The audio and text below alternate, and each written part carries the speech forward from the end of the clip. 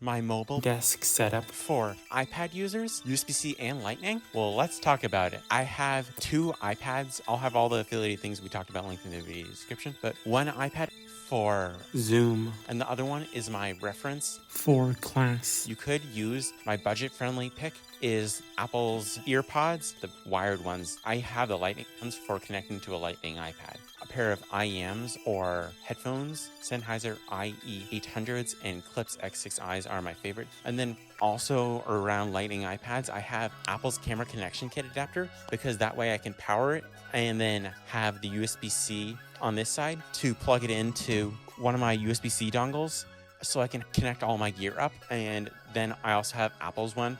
This one's the Intech one, and this one's the Apple multi-port adapter. Tip, if you're doing this by yourself, get one of these. These are a Bluetooth remote. I just have the Joby one, and so that way when you click it, you can have it trigger a Siri shortcut action like turning on or off a microphone in Zoom on your iPad. Earmuffs are great if you're in a noisy environment and you're trying to study for finals. Your iPad or something like that. It blocks out a lot of the background room noise. Is better than active noise canceling headphones in many regards when paired with like an IEM or something like that. And the Boya BYM lavalier microphone, and it can do TRRS signal because it has the 3 prongs in it connecting to an iPhone or an iPad or something like that that's lightning based, and you don't have a dongle where you have a TRS to TRRS adapter plugging in directly into your iPad or iPhone. You need somewhere to store all this footage and audio and edit off of, because you can edit off of external drives from your iPad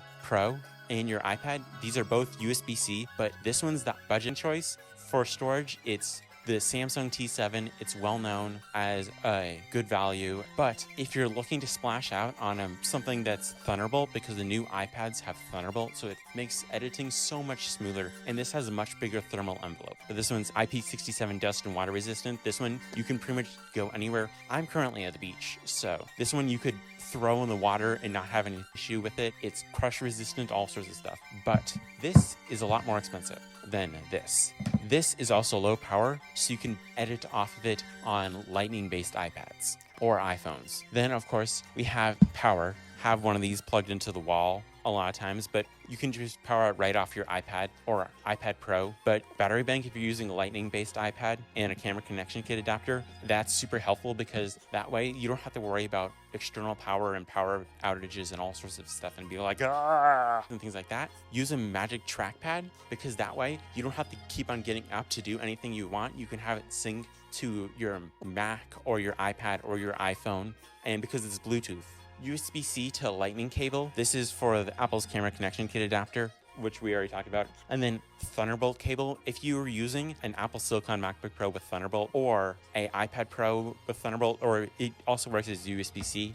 But as a general rule of thumb, I try and carry at least one Thunderbolt cable because Thunderbolt 3/Thunderbolt 4 can do USB, but USB cables can't do Thunderbolt. If you're only carrying 1 or 2 cables, carry 2 Thunderbolt cables. They're a little expensive, so it's an investment. So I understand if you go with just regular one.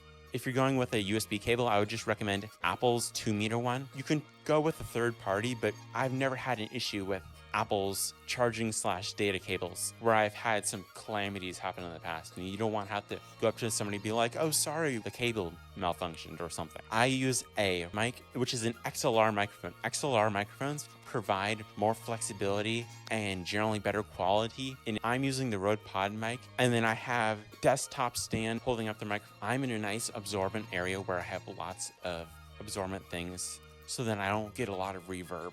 And so that's important. But with a dynamic microphone, you don't have to worry about phantom power, but make sure that you're at least a finger and thumb away. So it's like hang loose, man, but it's thumb, mouth, And I'll have linked in the video description my video on beginner's guide to connecting an audio interface to your iPad to watch next. But light is important. If you're not somewhere where there's good lighting, this is super helpful. It's an Aperture Amaron FL light. It works great as a fill light, or in a pinch can be used as a key light, and it's very inexpensive and budget friendly, and it'll last you a long time and has really good CRI and can do tungsten and daylight, so it's really flexible for matching your lights in your whatever environment you're in.